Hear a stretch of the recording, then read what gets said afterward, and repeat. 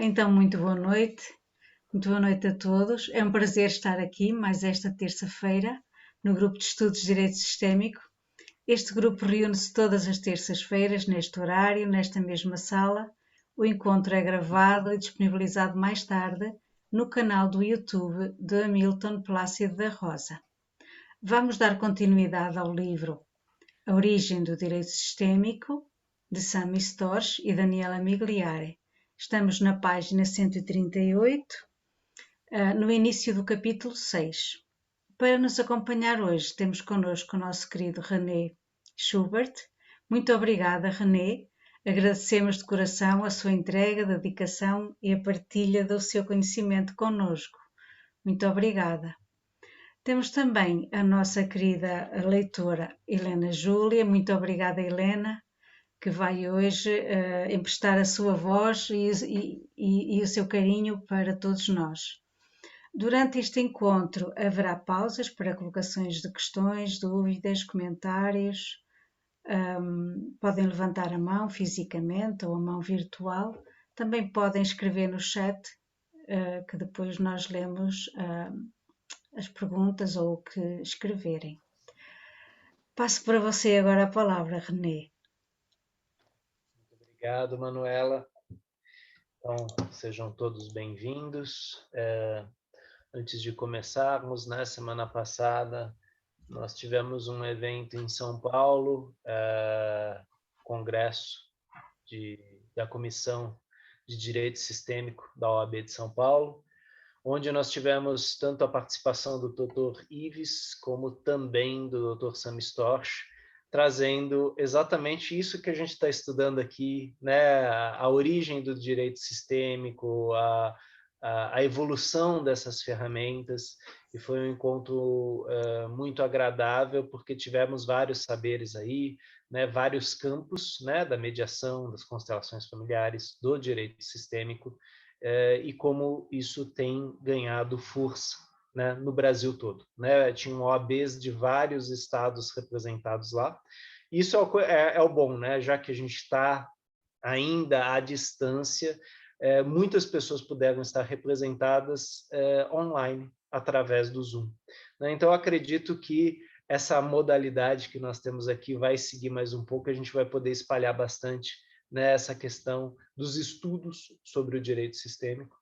E na fala do Dr. Sami Storch isso fica muito patente, né? Tanto o quanto existe uma fundamentação, uma força, e sim, existe uma responsabilidade, um cuidado na forma como nós vamos levar isso adiante, né? E sabemos que o professor Sami Storch, o professor Renato Bertatti, todos esses que vieram antes, que formaram esse campo, estão unidos com muitos outros professores que seguem estudando, né? Então dando essa importância ao campo. E nós aqui vamos fazer a nossa parte também estudando, aprofundando, para poder também refletir ou debater as críticas constantes que estamos recebendo, né? Então, não sei como está aí para você em Portugal, Manuela, mas aqui no Brasil, novamente, houveram críticas, né, à técnica, e, como o Sami já nos disse antes, o que podemos aprender com estas críticas, né? E o que nós percebemos aqui nós temos, nesse momento aqui, 9 participantes que estão interessados em ir a fundo, questionar, verificar o que procede, o que não procede. E é isso, é um campo que está em desenvolvimento, né? Agora, muitas das críticas que foram lançadas são críticas fechadas. Elas não permitem um debate. Elas chegam de uma forma do tipo, olha, exclua, feche, deixe de existir, né? Que é uma das coisas que a gente estuda no nosso campo, né? O quanto alguns discursos abrem a possibilidade para o crescimento conjunto e outros discursos excluem e fecham, né? Se não for desse jeito, então não existe jeito. E nós temos que tomar muito cuidado, né? Para que a gente não feche o direito sistêmico em nós mesmos, né, ou a constelação familiar em nós mesmos, e manter ela aberta, manter esse diálogo aberto, assim como existem nessas críticas excessos, existem coisas pontuais, né? Porque estamos todos desenvolvendo, aprendendo, e sim, existem às vezes excessos que acontecem, e aí eu não vou falar só do direito sistêmico, eu vou falar da constelação familiar, vou falar da psicologia, vou falar da psicanálise, né? Lidar com o ser humano é algo muito delicado, a gente tem que tomar muito cuidado, né? Então, terapia pessoal, supervisão, grupo de estudos, nunca parem, né? Porque o saber, né? Assim como nós andamos em círculos e talvez em espirais ascendentes, o saber também segue assim. Então, eu só quis fazer essa introdução porque recentemente tivemos aí essa contribuição do Sami. E quem acompanha o canal do Sami no Instagram, ele está toda semana fazendo lives, né, voltadas para o direito sistêmico, voltadas para aprofundamento de conceitos, tanto, né, da constelação familiar de Bert Hellinger, quanto do direito sistêmico, experiências dele, né? Então vale a pena também procurar esse canal de aprofundamento. Helena Júlia, vamos contigo, por favor. O uso das constelações familiares na justiça, quando o conflito chega ao âmbito judicial. Nos temas de família, parece que o conflito começa num fator menor e acaba crescendo, até que vai parar na justiça. Conflitos todos nós temos, e até certo ponto é algo natural. Como eles são abordados no momento em que vão parar na justiça, penso que o conflito é algo natural em qualquer relacionamento. No encontro entre duas ou mais pessoas, há momentos em que alguém deve ceder para que a harmonia seja mantida no relacionamento. Alguém tem que abrir mão de uma posição pessoal quando há diferença entre ela e a posição pessoal do outro. É por meio do conflito que as pessoas crescem, pois ele as possibilita expandir sua compreensão para poder alcançar a perspectiva do outro. O conflito representa um desafio que impõe a superação pessoal para que se possa obter um acordo e, assim, dar prosseguimento à relação.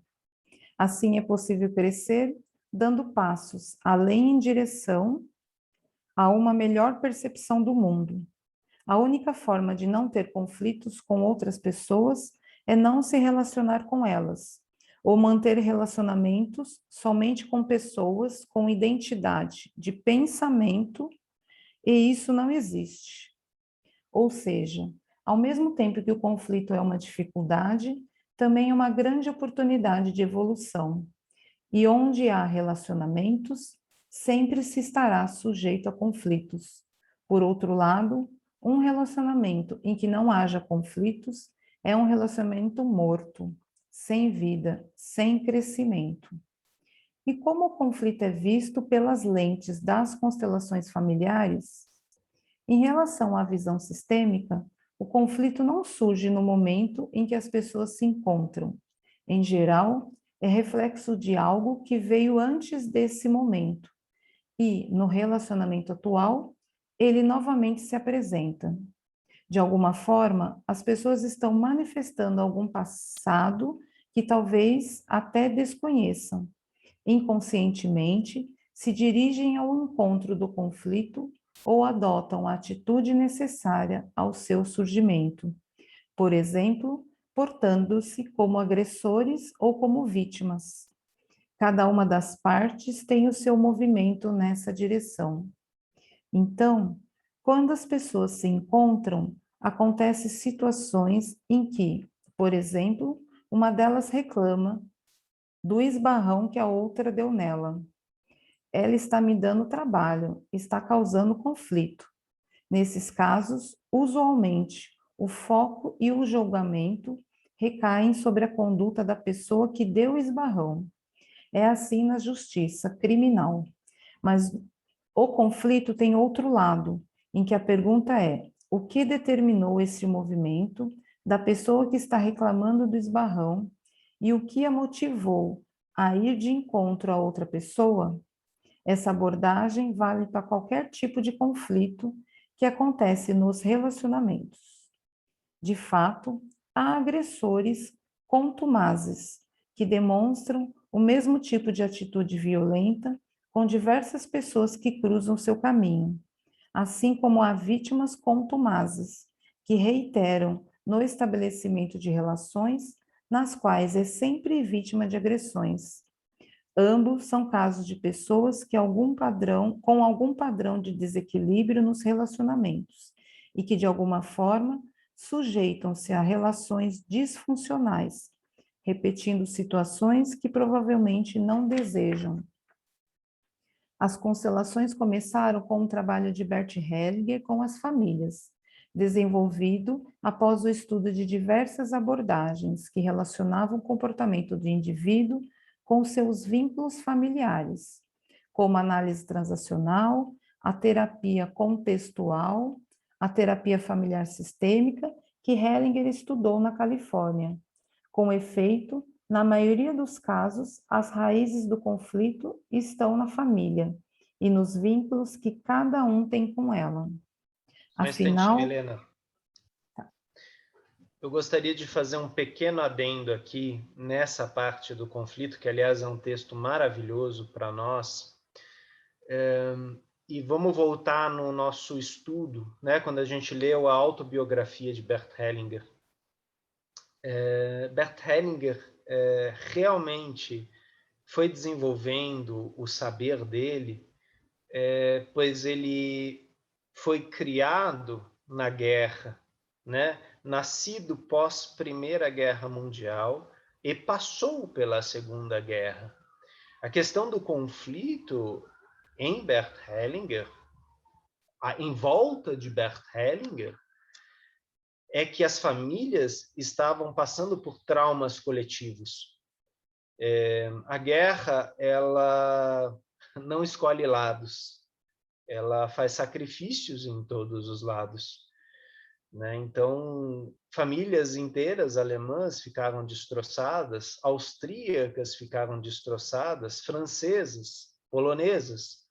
A gente tem, sim, as agressões aos judeus, crianças que não tinham mais pais, que não tinham mais avós, não tinham mais bisavós, uma verdadeira diáspora, onde apenas décadas depois de fim da Segunda Guerra Mundial, essas pessoas voltaram a se encontrar, cada um num país, né, tentando recolher pequenos documentos, relatos, histórias.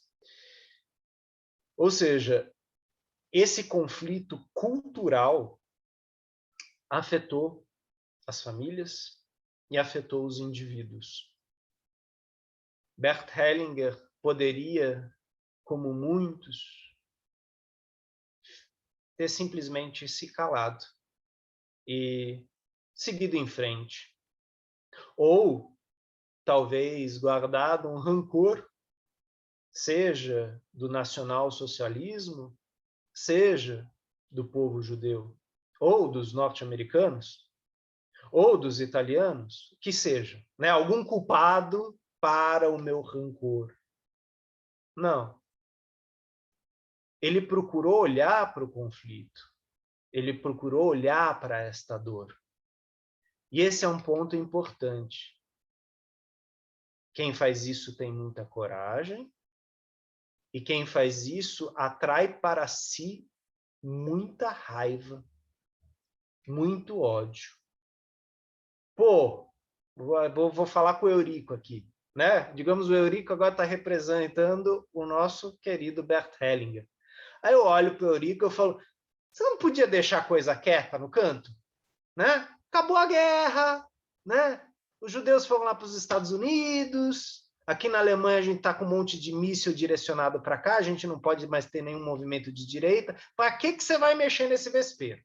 Né? Não está certo. Né? Ainda vai vir com essa pseudociência aí, com essas terapias esquisitas aí, né? Falar que tem que colocar um perpetrador na frente de uma vítima. Você não tem o que fazer, ô Eurico? Porque eu estou falando de mim. O quanto me incomoda que o Eurico, de repente, traga esse conflito à tona, o conflito do meu avô com a minha avó, do meu pai com a minha mãe. É difícil, né? Então, é interessante essa questão do conflito, porque o Sami, como juiz, ele atua numa instância que trabalha o povo, né? Trabalha a comunidade, trabalha a cultura. É a constelação familiar. Bert Hellinger sempre falava, estava a serviço, sim, dos povos, estava a serviço da cultura. Se a Helena Júlia faz um trabalho, sim, ela está fazendo um trabalho para ela, mas ela está olhando para a mãe, ela está olhando para o pai, ela está olhando para a irmã, ela está olhando para os avós. Na verdade, às vezes, ela está prestando um serviço para o bairro dela, para a comunidade religiosa dela, para quantas pessoas que têm histórias como as dela. E aí eu vou fazer um pequeno parênteses, provavelmente alguns de vocês já viram, aquela série que está passando no Netflix, que chama Mate, que fala sobre relacionamentos tóxicos. E quantas pessoas estão trazendo para o consultório que assistir aquela série foi como fazer uma constelação.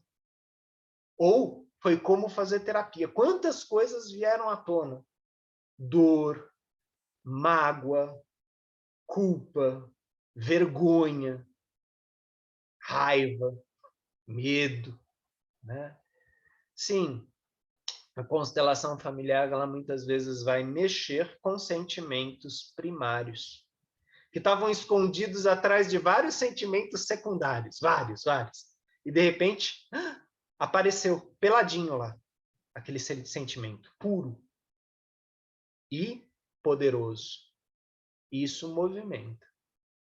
E esse conflito, muitas vezes, não é o meu conflito com o Eurico, mas há quanto tempo está engasgado isso no meu gogó e no do Eurico, do meu pai e do pai do Eurico, do meu avô e do avô do Eurico, e de repente, pum, estoura aqui.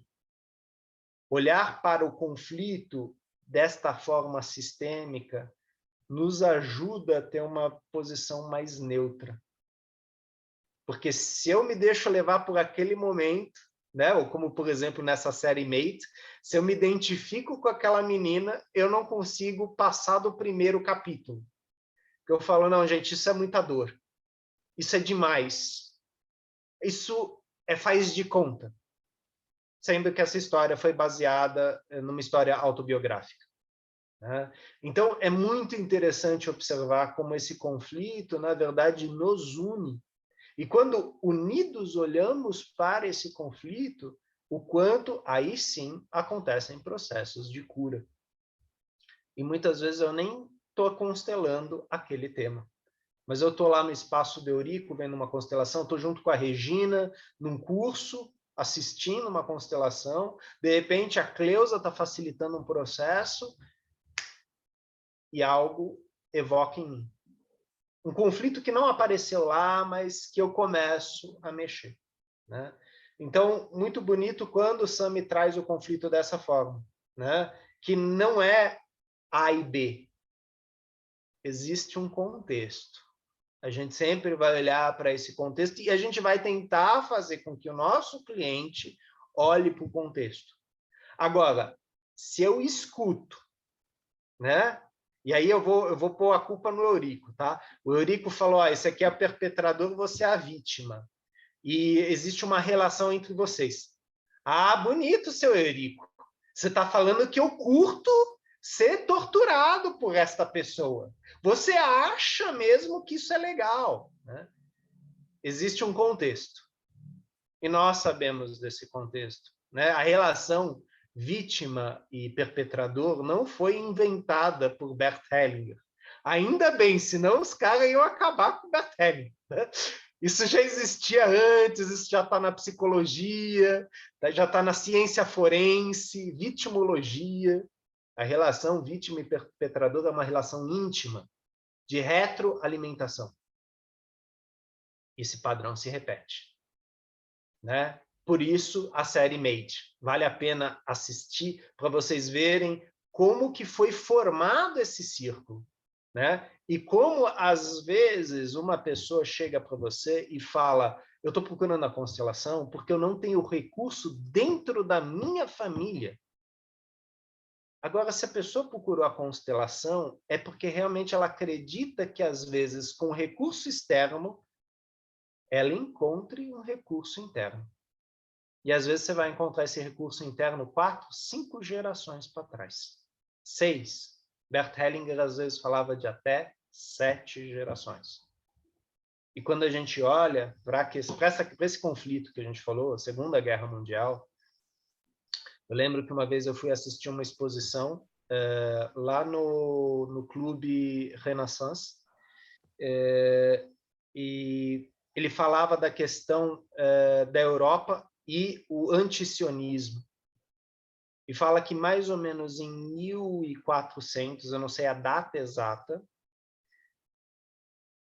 o povo nômade judeu ele era destratado em todos os feudos.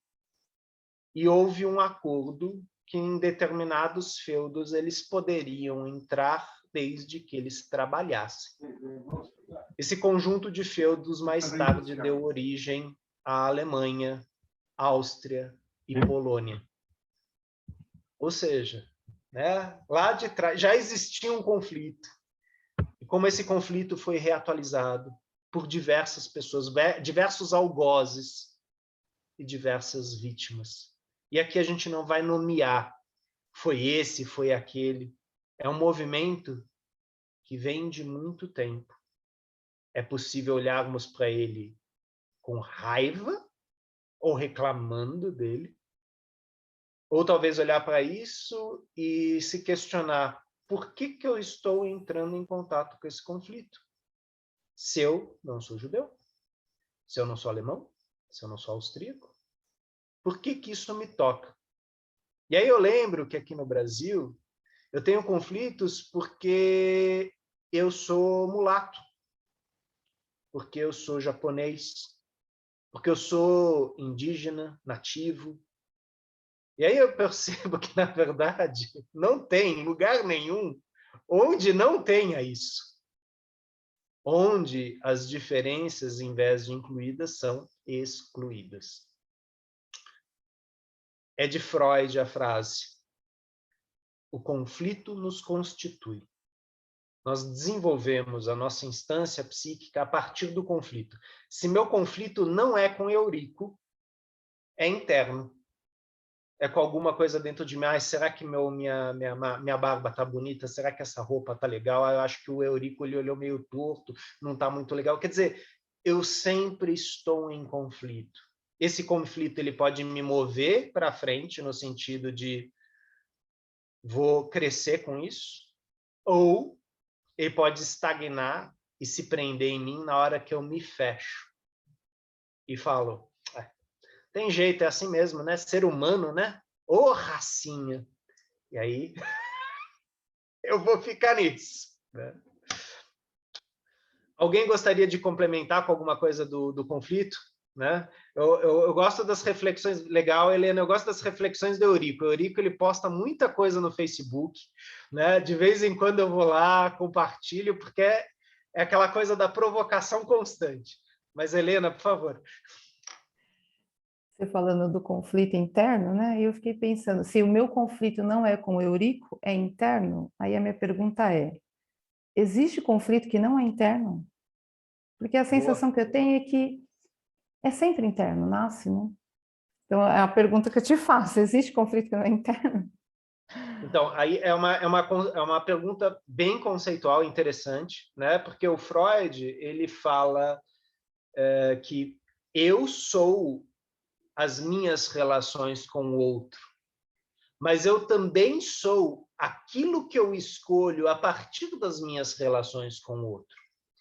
Então, quando a Helena Júlia nasceu, alguém, papai e mamãe, escolheu esse nome, Helena Júlia, né? e de repente falou, ó, Helena Júnior vai ter cabelo comprido, ela vai ser médica, ela vai ser enfermeira, quer dizer, você foi um ser falado. Então, nesse sentido, o conflito é externo, né? Porque você não pôde escolher isso, né? Já estava sendo feito. E às vezes, antes de nascer, era aquela coisa. O papai dizia, ela vai chamar Érica, e a mamãe fala, ela vai chamar Helena. Eu não aceito filha minha que chame Helena. Ah, mas e se colocar um segundo nome? Mas não vai ser Érica, tá? Pode ser Júlia. Só estou dando um exemplo, né? Quer dizer, às vezes esse conflito já estava lá antes mesmo de você vir. Então, sim, o conflito externo, ele é anterior. E quando a gente nasce, as nossas próprias pulsões internas de vida e de morte entram em conflito. Parte do meu corpo quer viver. E uma outra parte, ela fala, ai, mas difícil, né? Dói, né? Crescer dói, né? Então, e esse conflito entre vida e morte, entre ir para frente e parar tudo, né? Se o mundo parar em barranco, eu já vou estar encostado. Isso está em todos nós, né? Logicamente que a gente tem que, muitas vezes, assim, incentivar, né? Porque um dos nossos maiores sintomas talvez seja o automatismo, a banalização, a indiferença com nós mesmos, né? E, às vezes, eu dou um nome para o vilão. Quer dizer, eu nunca me aceitei do jeito que eu era, né? E aí eu olho para o Ronaldo e eu falo, depois que eu vi o jeito que o Ronaldo me olha, eu sei quem eu sou. Eu sou uma desgraça. Isso fica muito claro no olhar do Ronaldo. Quer dizer, eu encontrei o algoz, né? E isso vai fomentar um conflito. Talvez o Ronaldo responda desse lugar, ou talvez ele fale, olha, não me coloca nessa, eu não tenho nada a ver com isso, meu amigo. Isso daí você resolve na tua terapia, isso é problema teu, eu estou fora, né? E assim, vamos caminhando. Mas assim, respondendo a você, Helena, sim, internamente, dentro do meu inconsciente, estão os arquétipos iniciáticos do conflito, né? Isso a gente, como judaico-cristã, a gente pode falar Adão e Eva, ou então Lilith, Adão e Eva. Está lá atrás, no nosso arquétipo mais antigo. Mas sim, eu aprendo muita coisa na minha relação com os meus pais, avós, comunidade, escola, né? Então, é muito difícil separar o que é o interno e o que é o externo. Por isso que numa psicanálise, sim, a gente leva em conta o teu contexto, mas a gente leva em conta o filtro que você coloca no teu contexto. Qual o óculos que você está colocando para enxergar a realidade? E aí você vai virar e vai falar, mas Renê, você sabe que a sociedade é patológica? Sim, eu sou patológico, mas não só. Ela também é saudável, assim como eu também. Então, qual que é a lente que eu estou colocando nas coisas? E tem certas coisas que vão precisar de uma sanação, vão precisar de um processo curativo. E muitas vezes, olha só que engraçado, a gente vai procurar um grupo de constelação e a cura vai ser coletiva. E a gente se olha assim, você fala, nossa, não acredito que a Helena trouxe esse tema é meu, Helena. Como pode, né? A gente vem até que São Paulo e você traz o mesmo tema que eu, né? E aí a gente descobre que a gente tem a mesma idade, que nosso irmão mais velho tem a mesma idade, quer dizer, sincronicidades, acasos, algo está sendo colocado em movimento. Não existem acasos, né?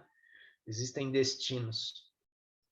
E aí é muito bonita aquela frase do Bert Hellinger que responde também a sua pergunta. O destino é coletivo, a responsabilidade individual. Então, o conflito externo, cara, já está aí. Agora, se eu vou fomentar ele ou crescer com ele, tá comigo, a bola tá comigo. Tá? Logicamente que é pesado isso, né? Porque a gente gostaria de passar a bola, eu gostaria de jogar a batata para você. Falar, responde você essa pergunta difícil, Helena. Pô, você está achando o quê? Eu jogo uma bomba dessa na minha mão? Mas, né? É isso. né? E isso nos provoca o tempo todo, né? O outro nos provoca o tempo todo, e é assim que eu cresço, através da provocação do outro, né? E muitas vezes eu vou provocar o outro. Então, tinha uma frase que uma vez um psicanalista falou: a forma como o outro me pergunta me recorta. Por isso que tem certas perguntas que a gente ouve e a gente fala, nossa, não vou saber responder porque eu acabei de descobrir que a sua pergunta é a minha pergunta, né? Nunca ninguém conseguiu traduzir tão bem esta pergunta, né? Somos imperfeitos, inacabados, né? E exatamente por isso que a gente está num grupo de estudos. A gente poderia ler este livro sozinho. O problema é que eu só teria a minha lente. Eu não teria a lente do Ronaldo, da Manuela, do Eurico, da Cleusa, da Adriana. Faltaria algo. Ronaldo, você está com a mão levantada, por favor? Eu só queria fazer o comentário quando ele fala que um relacionamento em que não haja conflitos é um relacionamento morto, sem vida e sem crescimento. O Bert também fala isso, né? E é uma frase bem profunda, que se a gente for pensar que a pessoa fez um movimento de constelação, descobriu algo, fez a ressignificação, reverberou no campo, ele não vai viver 1000 maravilhas, ele vai precisar enfrentar novamente conflitos, relacionamentos difíceis ou situações, né, para que ele continue crescendo e evoluindo, né? É mais ou menos esse caminho que é essa percepção, né? Sim. E aí tem aquela frase que é profunda também em relacionamentos de casal: quando um não quer, dois não faz, né? Ou seja, né, se não estão os dois, e assim, eu não estou falando que os dois têm que olhar para o mesmo lado, né? Às vezes a gente está junto, eu tô de mão dada com você, você está olhando para a esquerda, eu estou olhando para a direita, né? E às vezes eu viro para você e falo, Ronaldo, vamos um pouquinho aqui para a direita, e você vem comigo. Aí você fala, não, mas agora eu quero um pouquinho para a esquerda. Aí eu vou um pouquinho contigo para a esquerda. Então a gente pode olhar para lugares diferentes, mas a gente fez uma escolha, na verdade a gente fez uma renúncia, né? Eu estou com você e eu vou tentar, né, em alguns momentos, renunciar ao que é meu para estar junto com você. Agora, se eu virar para o Ronaldo e falar, Ronaldo, tem que ser desse jeito aqui, né? A leitura aqui é comigo, é só essa interpretação. Acabou a relação. O Ronaldo não vai se sentir ouvido, visto, nada disso, né? Então, sim, é extremamente profundo essa colocação do Sami, parafraseando aí o Bert. E, se eu não me engano, o Bert fala isso naquele primeiro livro, né? A Simetria Oculta do Amor, se eu não me engano. Cleusa, vou seguir na ordem, tá? O Eurico, acho que foi o último que levantou a mão.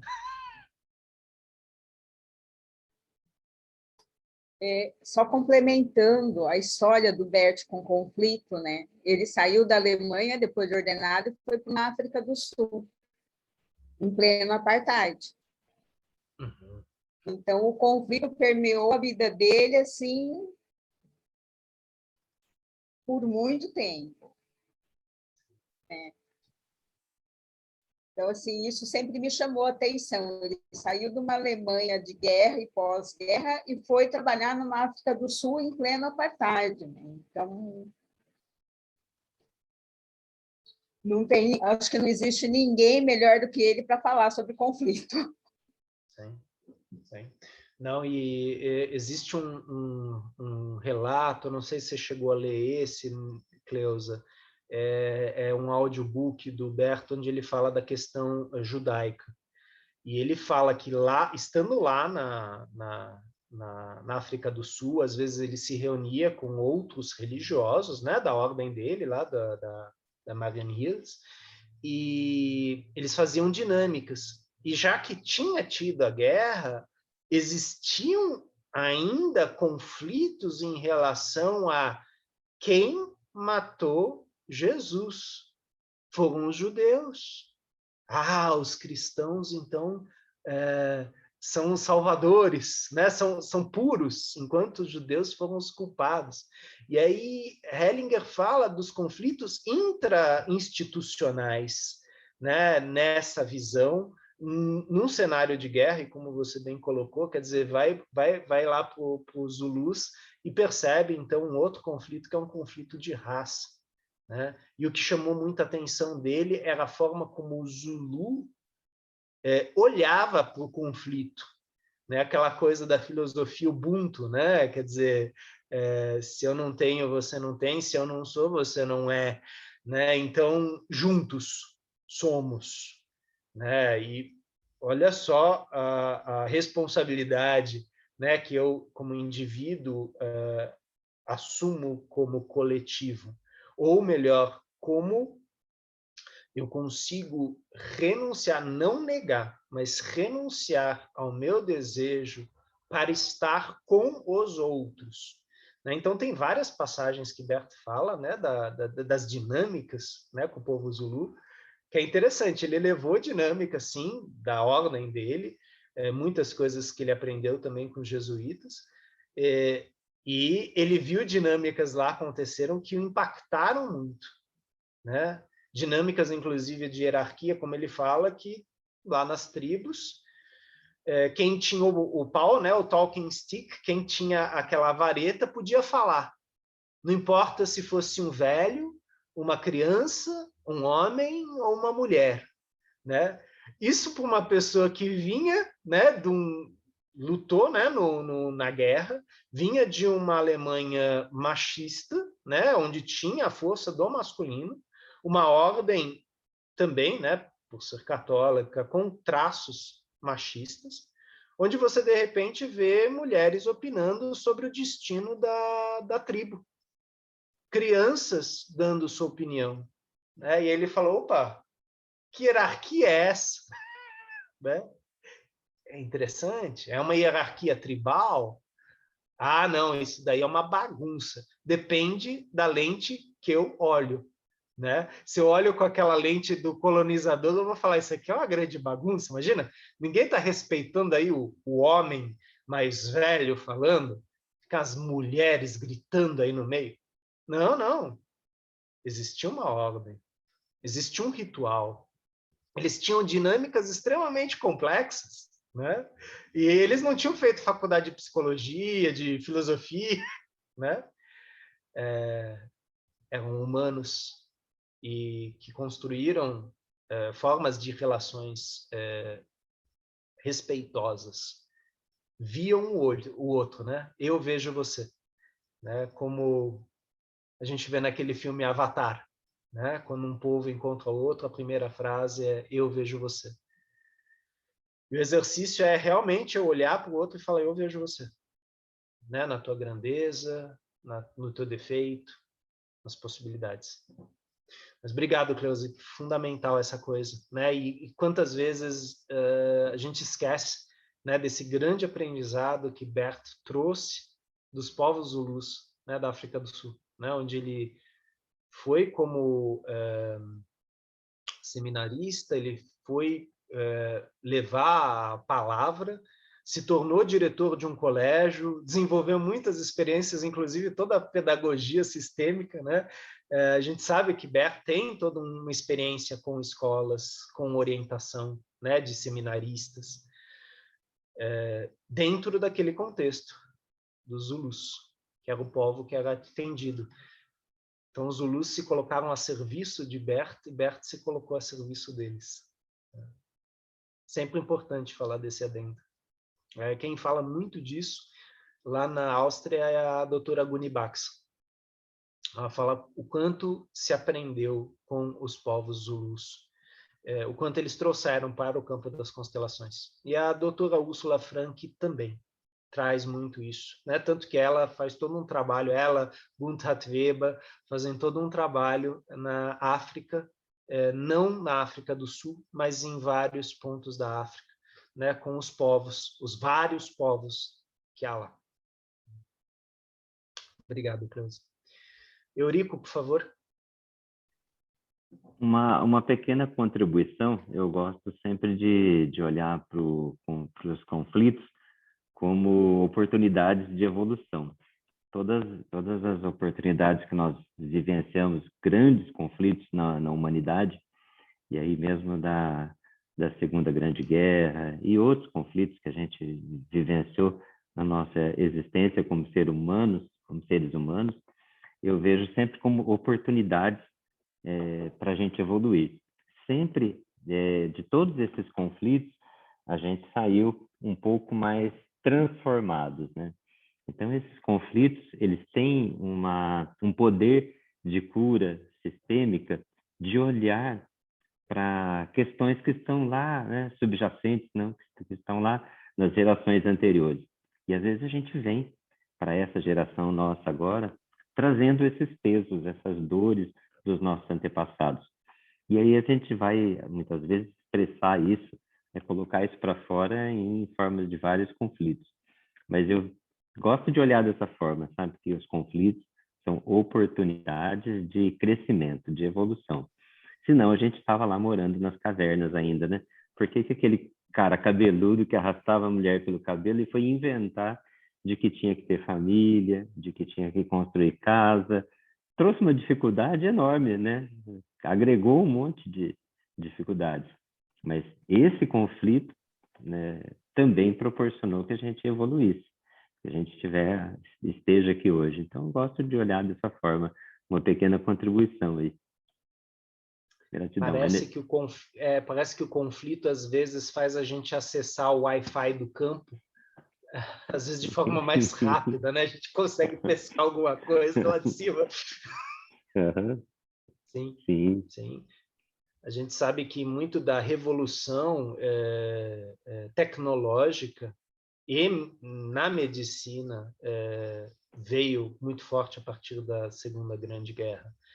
Logicamente que isso não quer dizer que a gente não tenha compaixão ou não tenha um olhar crítico em relação aos sacrifícios que foram feitos.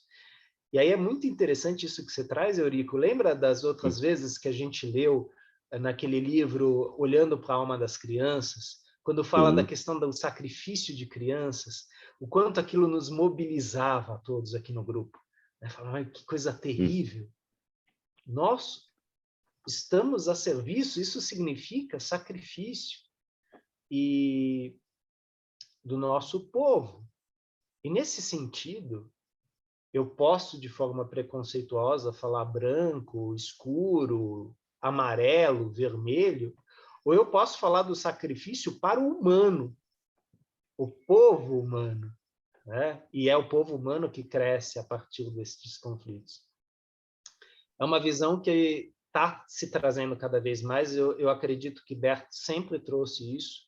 Nos seminários ele falava bastante das constelações de povos, só que muitas vezes ele percebia que às vezes não havia, talvez a forma seja errada de falar, não havia maturidade no grupo para aquilo, porque eram movimentos muito fortes, né?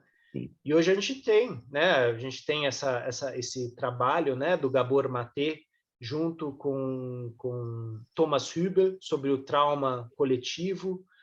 A gente tem, dentro das constelações, aí, o trabalho do Franz Ruppert, também trabalhando com o trauma coletivo, o Stefan Hausner. No Canadá, o trabalho de Mark Wooling, tanto com trauma coletivo, como também a epigenética, onde ele está pegando a questão lá atrás, né, de uma marca, de uma comunicação gênica de conflito, né, que nos constituiu, né? E com certeza nos constituiu, talvez, para a gente procurar uma chave que não estava, quer dizer, o conflito estava na gente, mas a chave a gente precisava encontrar fora da gente. E aí é muito engraçado, né? De repente, no meio de um processo, eu estou processando Eurico, e de repente aparece a Manuela lá no meio, fazendo um trabalho de prática sistêmica, facilitando. E o Eurico que eu olhava com ódio, de repente eu consigo enxergar outras pessoas no Eurico, de repente meu padrasto, de repente meu bisavô. E aí, estranhamente, aquele rancor vira afeto positivo. Tanto que tem muita gente que, às vezes, depois de uma mediação, sai envergonhado, né? Nossa, mas olha só tudo que eu fiz. Cara, que beleza a pessoa conseguir chegar nisso. né? Inclusive sentir vergonha, mas ela acessou alguma coisa do campo. Alguma chavinha, o Wi-Fi conectou com alguma porta lá em cima e falou, agora é isso aqui. Né? Então, essa visão realmente transgeracional, tanto para trás da gente quanto para frente, né? O quanto a pandemia de coronavírus, que nos atingiu aqui a todos de uma forma pesadíssima, é uma resposta para os nossos netos, bisnetos, tataranetos. E a forma como a gente está lidando com ele hoje, às vezes é uma resposta para os nossos filhos, netos e bisnetos. Eu acho que aí vale a fala do Lenine, né? A vida é tão rara, o tempo não para. Então, Perfeito. vamos tentar tirar o máximo dessa raridade, né? Eu lembro, foi um dos primeiros grupos, a Cleusa estava presente, quem mais estava presente aqui? Eu lembro muito da Cleusa, que o Renato Bertatti deu o exemplo do campo, falando que a gente está sentado no alto de uma montanha olhando para o mar. E aí, de repente, saltam uns golfinhos para fora do mar, né? E é aquela coisa, esse é o fenômeno, né? Eu não vi porque eu estava com o dedo no nariz. O Eurico, meu Deus, que coisa linda! Né? A Helena já estava pintando, né? Quer dizer, captura cada um de nós. Né? É isso, é o fenômeno. Estou aberto para ele, não estou? E quando eu estou fechado para ele, não quer dizer ruim. Talvez eu não esteja preparado. Né? E dentro da psicologia, a gente sabe que o nosso sistema psíquico ele tem chaves que se fecham. Então, tem clientes que olham para a constelação, é muito engraçado isso, né? Termina a constelação, o cara ficou a constelação assim, inteira assim, né? Aí termina a constelação e você fala, como você tá? Louco, né? A pessoa não viu nada. Não ouviu nada. Ela estava off. Completamente fora. E tá tudo certo. Talvez melhor não acessar aquilo naquele momento. E muitas vezes aconteceu, né? 6 meses depois a pessoa liga e fala, meu, bateu aqui. Chegou. Chegou. Isso também acontece com mediações. Né? Você vai lembrar de um conflito lá atrás, você vai lembrar, de repente, de um professor que intermediou, de uma mãe, de um amigo, e aí você fala, meu, como que eu fui tão babaca lá atrás? Tão estúpido. Que bênção, eu consegui perceber que eu fui estúpido. Né? Porque pelo menos eu paro de repetir aquilo daquela forma. Né?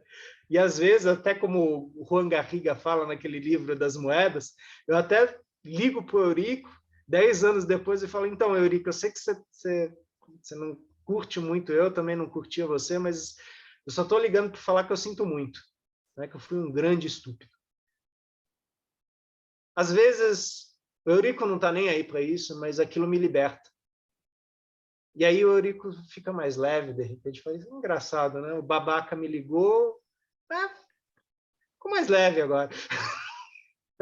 Algo se movimentou. Olha a conexão aí. Sim. E a gente nunca sabe, né? A constelação não é uma ciência exata.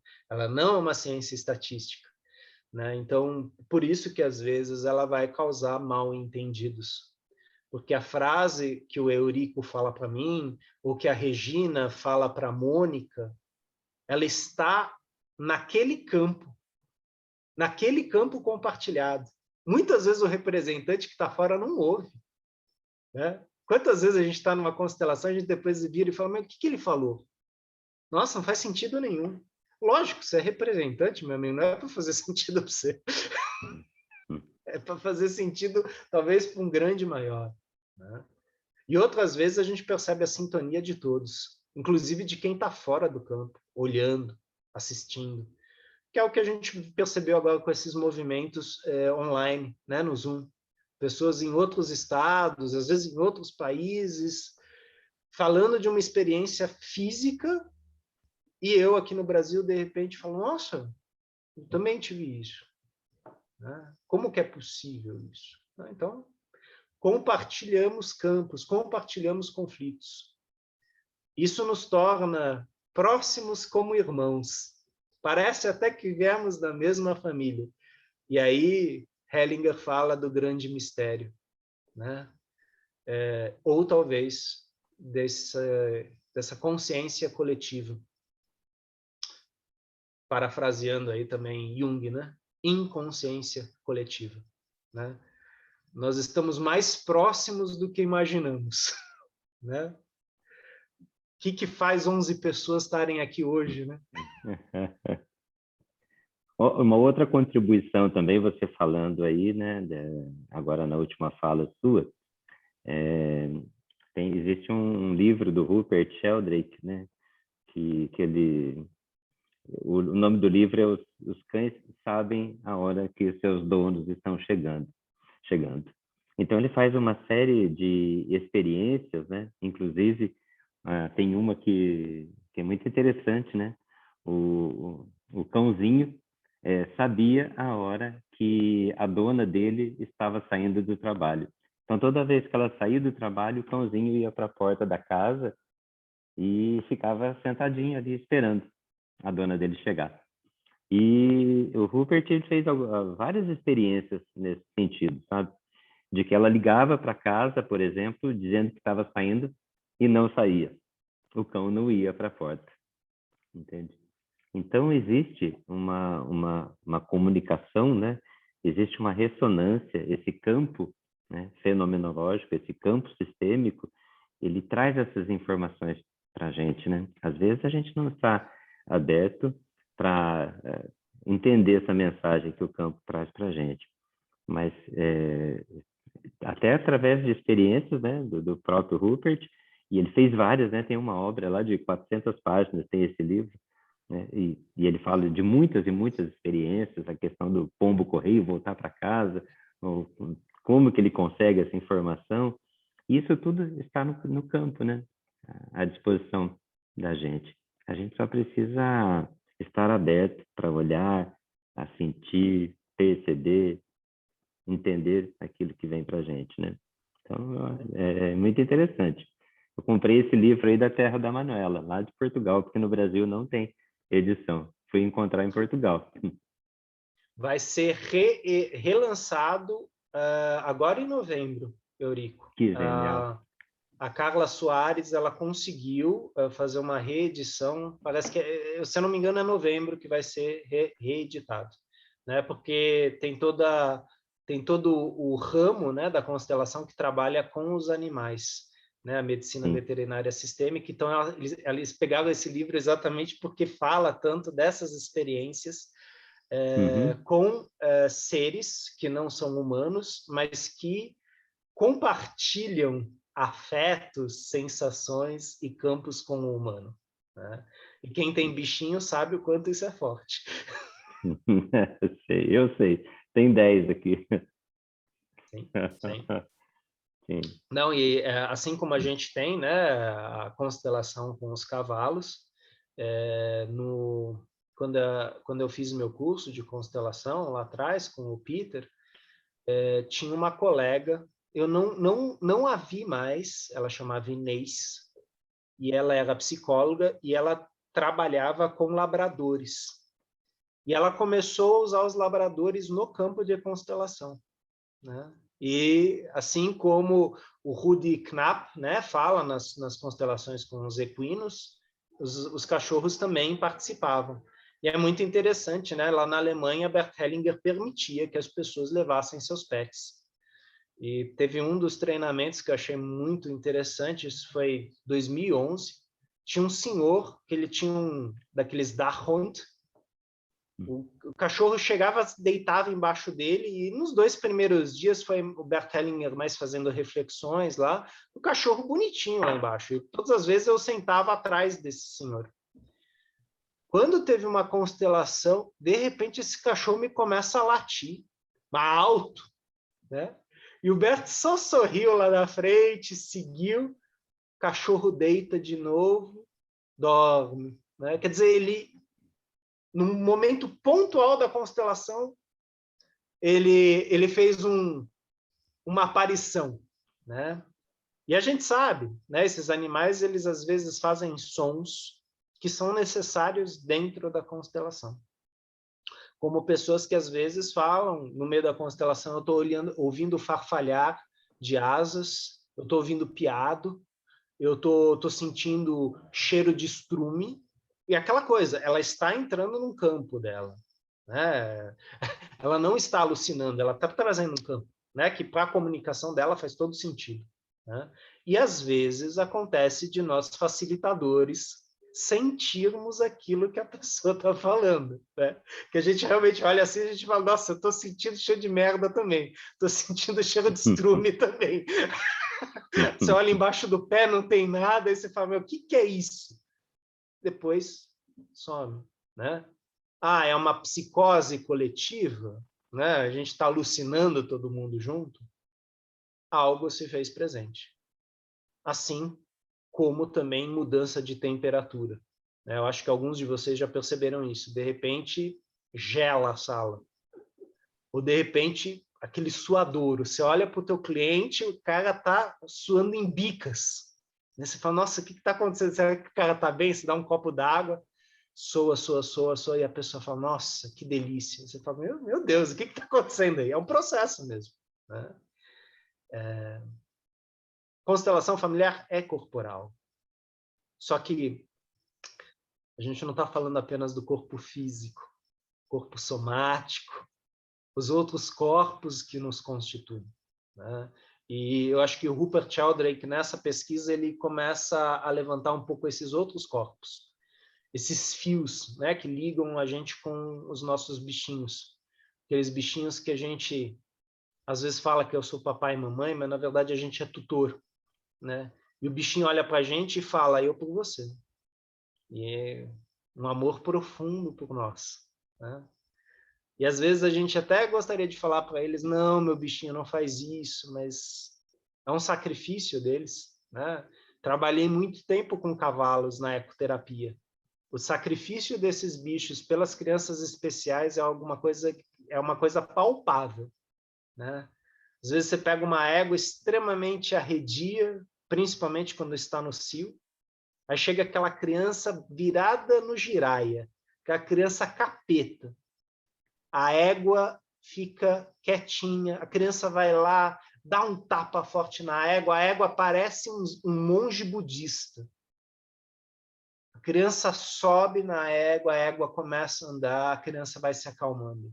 Eu vi isso várias vezes. Eu falo, nossa, quem sabe um dia eu consigo esse nível de terapia, essa presença de espírito.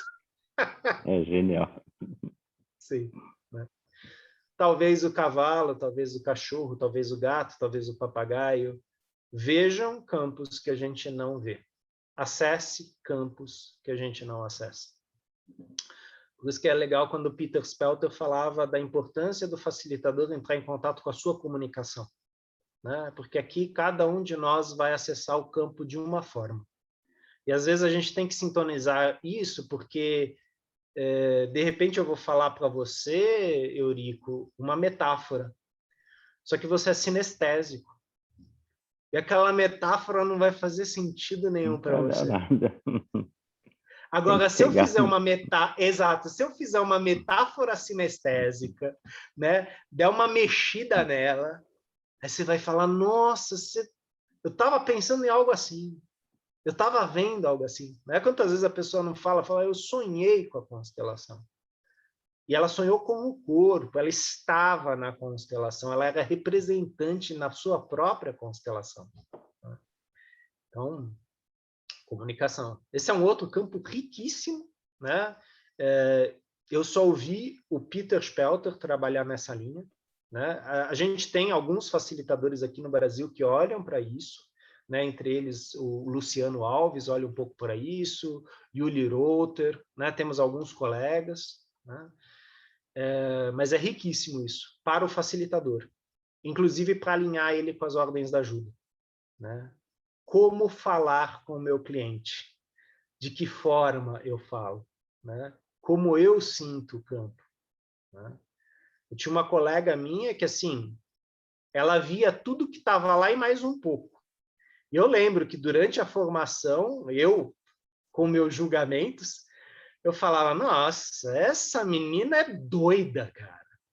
Aqui, Avatar, Guardião, Anjo da Guarda, nossa, essa daí vê os irmãos Grimm inteiro na constelação, né? Depois eu fui entendendo que a comunicação dela era diferente da minha. Uhum. Aí eu respirei fundo, fui trabalhar com o Peter, né? Para não ficar expondo os outros ao meu julgamento, né? E com isso fechar minha comunicação para o fenômeno, né? Então, conflito, né, Júlia? Esse é um exemplo, Helena Júlia, de um conflito, né? Foi um conflito que apareceu no estudo e que eu fui trabalhando durante a supervisão. E eu não estou falando que ele está resolvido, tá? Mas é um bom exemplo. Alguém gostaria de fazer mais alguma colocação? Sim, Renê, tem aqui uma pergunta no chat da Adriana. Ela, se Opa. quiser, pode abrir o microfone e colocar diretamente. Senão, eu posso ler. Eu acho que você tem que ler, Manuela, ela mandou para você. Eu não estou vendo aqui. Ok. O conflito vem das projeções nossas projeções, das projeções nossas? E é Eu que não vi, Manuela, está aqui sim. Está aqui sim. Né? Também. Né? Isso Carl Gustav Jung chamou de sombra. Né? Então, aquilo que eu não olho em mim e percebo no outro, eu acuso. Tem uma frase muito bonita do facilitador Andrei Moreira, que diz: depois de algum tempo, percebemos que a maioria das acusações são confissões. Deixem isso reverberar, porque a primeira vez que eu li isso, eu falei, não, pera, como assim? Depois de algum tempo, percebo que as acusações são formas de confissão. Então, esse mecanismo de defesa, Adriana, é um mecanismo de defesa básico do ser humano, né? A projeção. Né? Na verdade, quando a gente é nenezinho, é nosso primeiro mecanismo. Projeção e introjeção. Né? Então, quem fala muito disso é Melanie Klein. A gente introjeta o leite da mamãe e dependendo de como o leite é processado lá dentro, às vezes dá dor de barriga, e não é por causa do leite, é porque meu sistema digestório também não está desenvolvido. Eu fico com raiva, eu choro, eu fico triste, e aí eu olho para o seio da mamãe, eu olho para a mamãe e eu falo, mamãe má. Só que eu dependo da mamãe, e aí depois eu falo, não, mamãe, você não é má não, você é boa. E aí eu vou também trabalhando a questão de reparação de objeto. Isso é um processo longo, né? E ele não é um processo cognitivo, ele é um processo sinestésico, sensorial. Vai levar muitos meses para isso começar a acessar a razão. Né? Por isso que a gente fala, no primeiro momento a gente é sensação, depois a gente vai para afeto, emoção e, por último, razão. Né? Então, o julgamento é a nossa última instância. E o julgamento é o que a gente mais usa, né? Como se ela fosse a mais importante de todas. É a última, chegou por último, mas é o que a gente mais usa. Geralmente, quando eu uso o julgamento, tem projeção minha sim. Né? Por isso que, e isso é uma coisa que é muito conceituada na filosofia, existe o conceito e existe o pré-conceito. Todo pré-conceito parte da ignorância do conceito. Então, digamos que você, Adriana, estou só chutando, tá? Você é do candomblé. E aí você chega para mim e fala, Renê, você quer participar de uma gira? Aí eu vou olhar para você e vou falar, mulher, olha para mim, olha se eu sou pessoa de ficar participando de gira, né? Ou seja, eu não entendi o seu convite, né? Eu não entendi que você, na verdade, estava me chamando para aquilo que é precioso para você, né? Foi um convite amoroso seu, né? Porque para você a gira traz respostas, né? E eu estou em conflito, mas eu estou tão em conflito que eu entendi que isso é uma agressão e eu projeto isso em cima de você. E se você não tiver muito bem equilibrada no seu momento de vida, você vai pegar essa minha projeção e vai devolver, às vezes pior ainda. Vai falar, você também ingrato, fica aí com o teu problema. Aliás, está repetindo de novo, né? Porque você não consegue olhar além do seu umbigo. E aí, bom, a coisa vai longe, né? Mas sim, muitos conflitos são projeções de coisas que eu não consegui trabalhar em mim. Então, já que eu não desenvolvi um conceito disso, eu vomito para fora. E aí é uma metáfora meio nojenta, mas essa é uma metáfora muito comum no mundo animal, tá? Eu vomito para fora e eu como de novo. Essa é uma forma que muitos animais aprendem a digerir toxinas, a encontrar curas para toxinas. Da mesma forma, o conflito que eu tenho com o Eurico, quanto mais eu consigo expor ele, quanto mais o Eurico consegue expor, mas nós dois caminhamos para uma possibilidade de restauração, de reparação. Se ainda tiver um terceiro fora, de repente a Regina está olhando do lado de fora e fala: meninos, vocês perceberam que vocês estão brigando e vocês têm a mesma opinião e querem chegar no mesmo lugar? Nossa, não tinha percebido, né? Eu cismei com o Eurico porque eu não gosto de gente que usa óculos. X, né? Então, é aquela coisa, né? Quando eu consigo expor, a coisa se movimenta. E isso é uma lei da física quântica. A observação muda o fenômeno. Na constelação familiar, o que a gente faz? A gente coloca o fenômeno para fora, a gente presentifica ele. E muitas vezes a gente vê no nosso cliente aquele... Uou! Algo já começou a se movimentar aí, né? Então, sim, a constelação também é uma projeção. Só que, já que ela está sendo facilitada num contexto, né, seguro, né, com facilitador treinado, né, que vai, de certa forma, preservar aquele campo, cuidar dos representantes, cuidar do cliente, essa experiência pode fazer todos crescerem, inclusive o facilitador, né? Por isso que a gente tem que tomar muito cuidado, né, como facilitador, porque tem vezes que a gente fica viciado, né? Ah, eu vou fazer um monte de constelação. Cuidado!